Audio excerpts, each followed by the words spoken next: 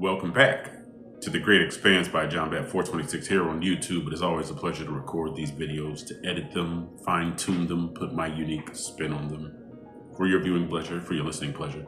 And if you like the videos that you've seen thus far, hit the like button.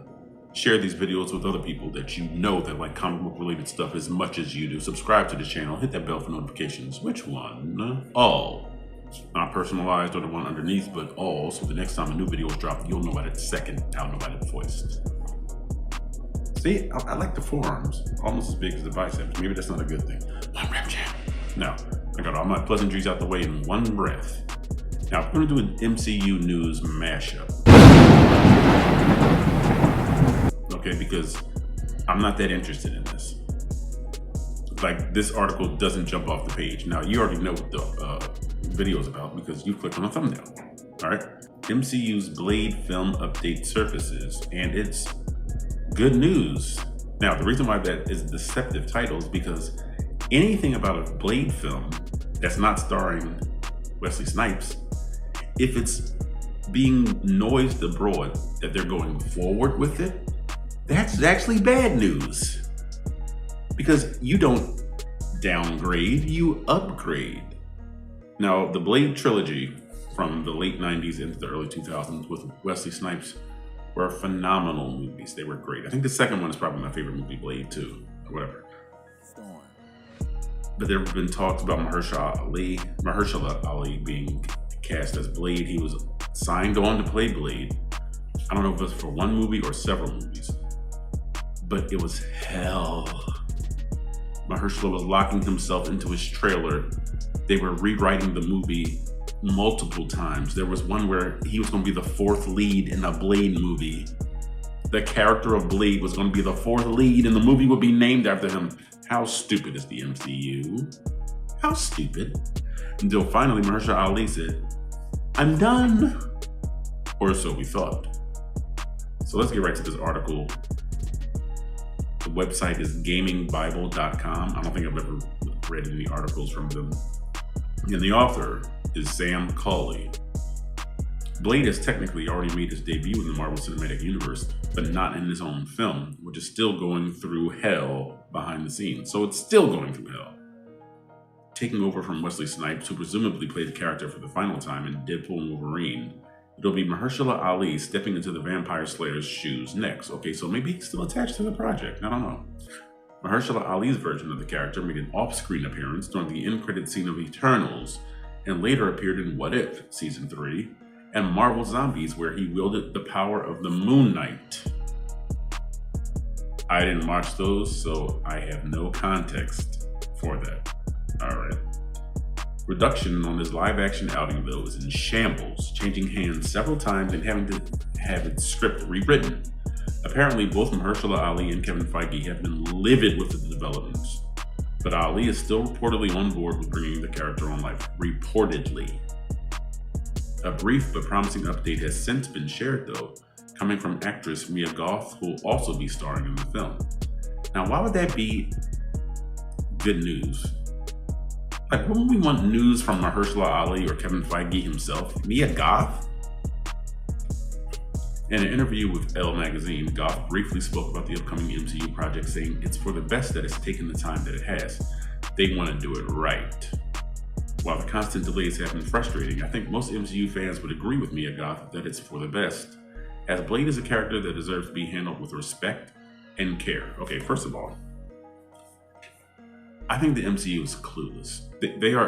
Disney is so governed by politics and its board of directors and its image that they are mishandling a layup.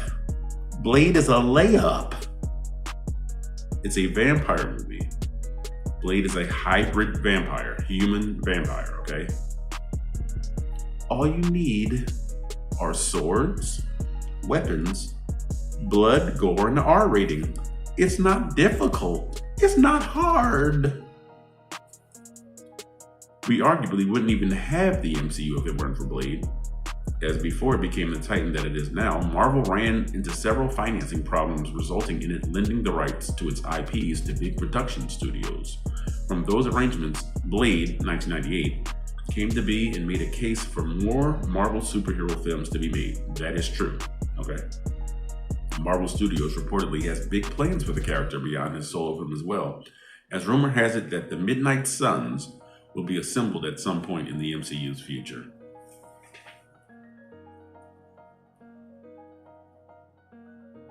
The Midnight Suns, I apologize for continuing to stop, but if I don't get these thoughts out now, I won't remember at the end of the article. The Midnight Suns, come on. Do you think MCU fans care more about the Midnight Suns or the X-Men or any variation of mutant characters, X-Factor, X-Force, Gold and Blue X-Men team? Those are 4 X-Men teams, 4 mutant teams that we care more about than Midnight Suns.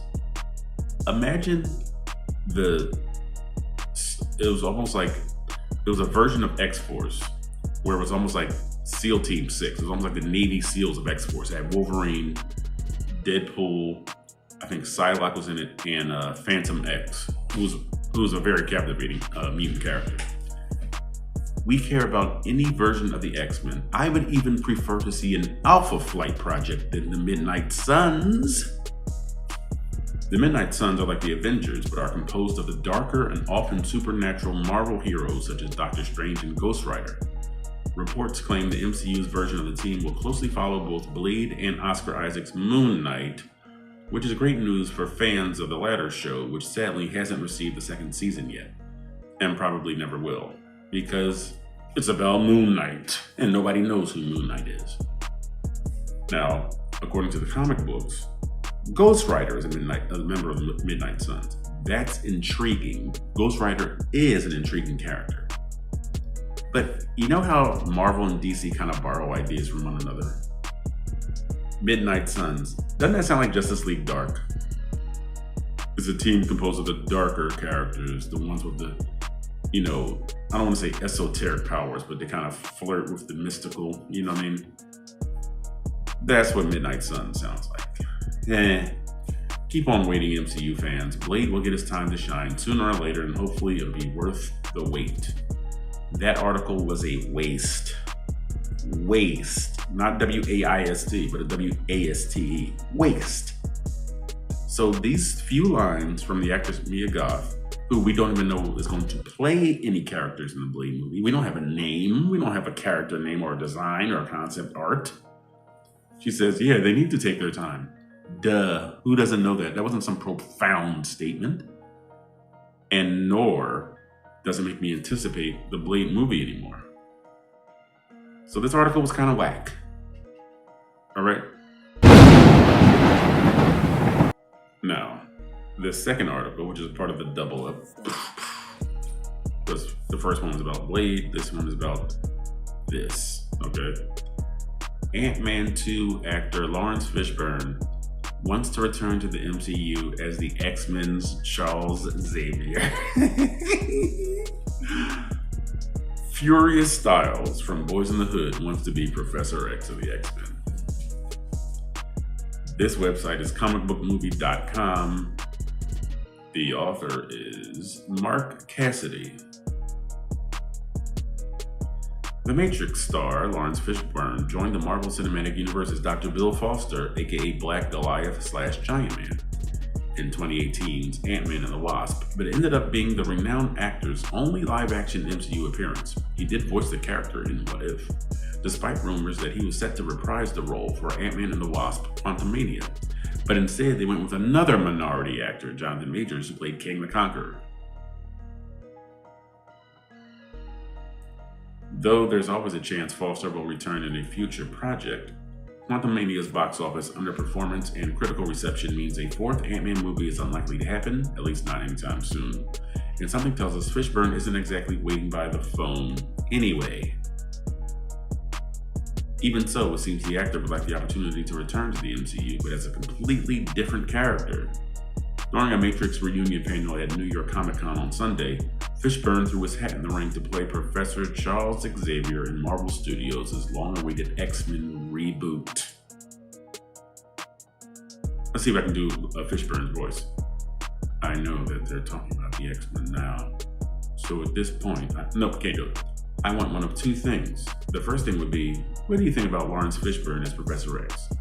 Let me cut from the article. The idea of Lawrence Fishburne playing Professor X sucks. No, hate the idea. As for the second thing, Fishburne is open to suggestions. I don't know. I'm going to let you guys decide. I can't figure it out. I can figure it out? No, terrible idea. However, when host Josh Horowitz suggested the idea of a Star Wars role, Fishburne made it clear that he wouldn't have much interest. Now, I can't blame him for that because ditzy Star Wars is ugh. No, I'm good, he replied. I'm watching everything. I'm watching every Star Wars. I'm in the middle of Rebels now, man. I'm good on the couch with Star Wars. I don't need a lightsaber. I don't need it. Sir Patrick Stewart is set to return as Professor X in Avengers Doomsday, but the character expected to be recast, if not for the first MCU X-Men movie, then at some point during the Mutant Saga. We've already heard that the studio might be looking at Coleman Domingo for the role. Reports indicate that casting only recently got underway. I do not know who Coleman Domingo is. How would you feel about Lawrence Fishburne taking on the role of Charles Xavier? Drop us a comment down below.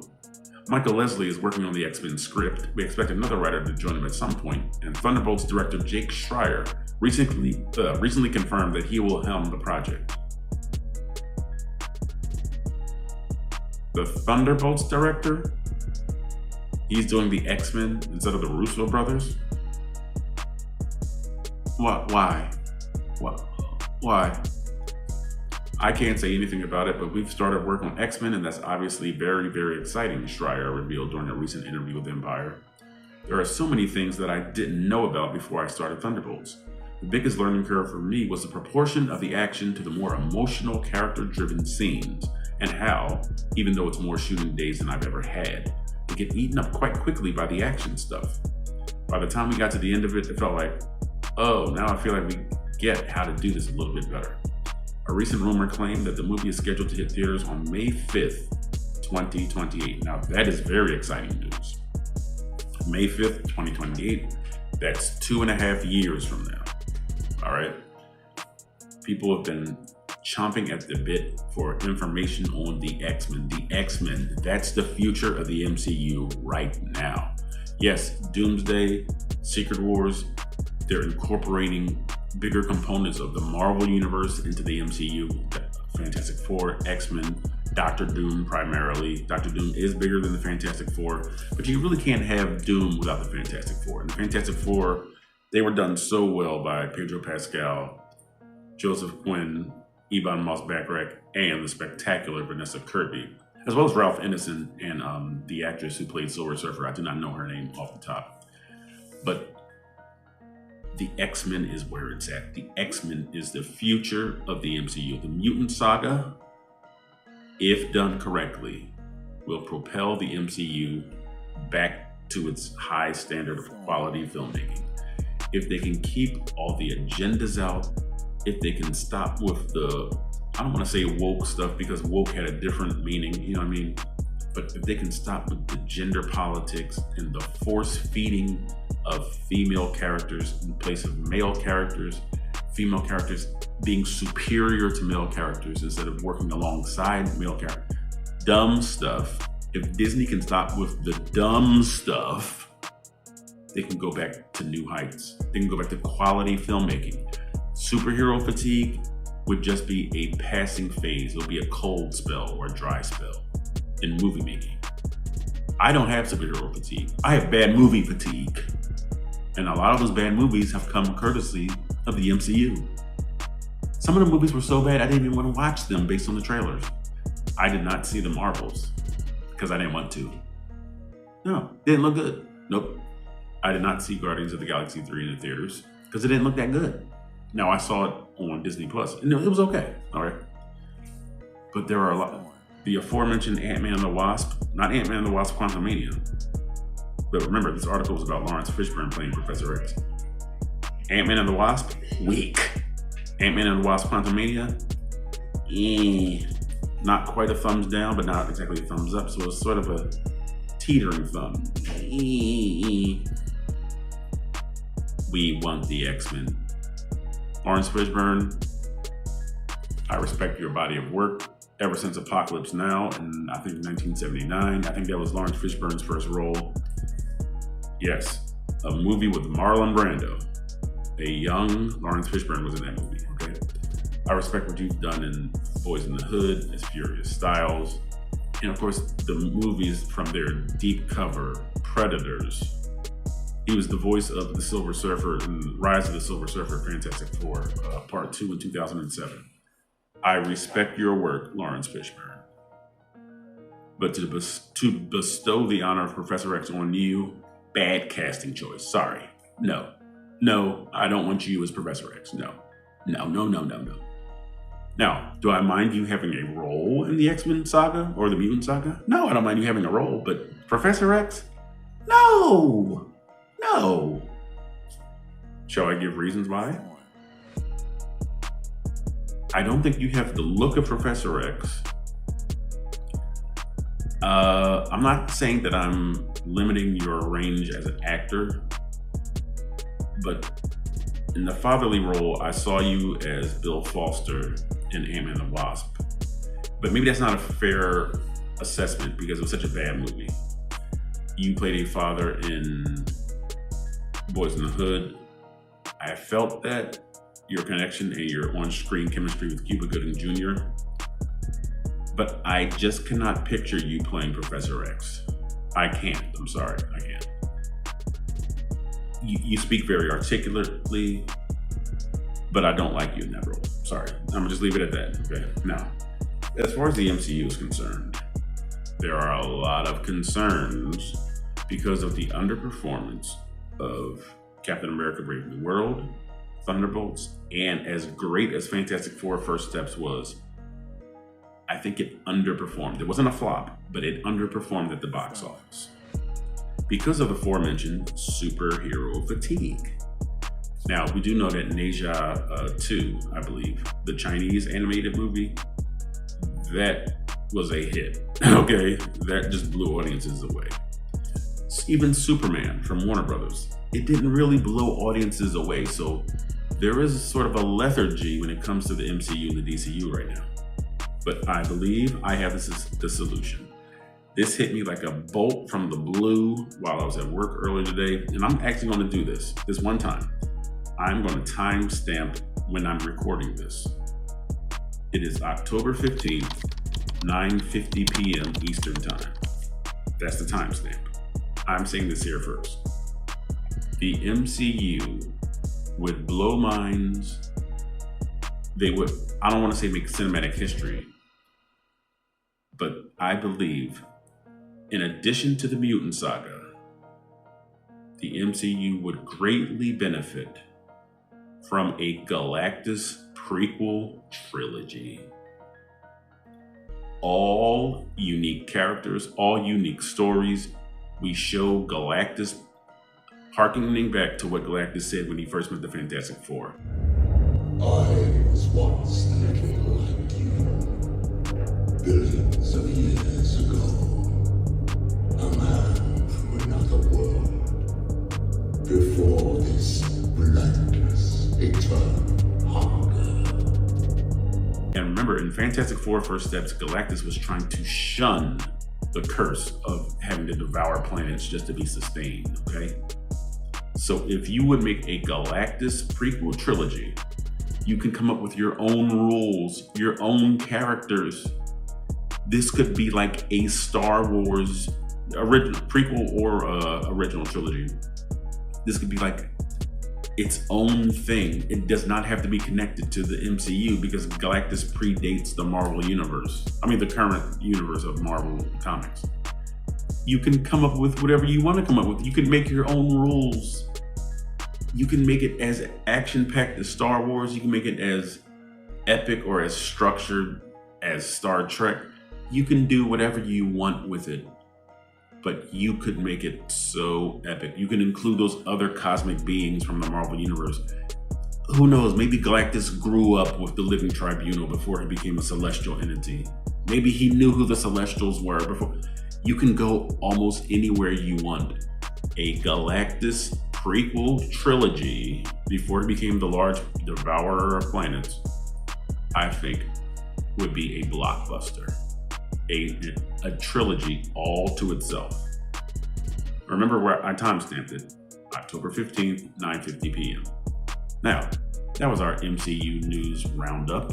All right, we spoke about Blade. We spoke about Lawrence Fishburne wanting to play Professor X.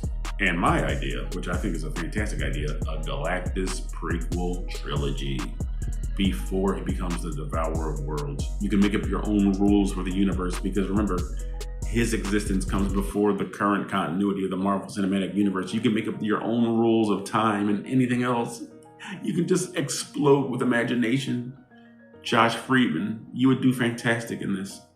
Matt Shackman, I would love for you to direct it, or some other huge, like blockbuster, acclaimed director. I believe a Galactus prequel trilogy would blow minds. It would. Now, what are your thoughts about this MCU News Roundup?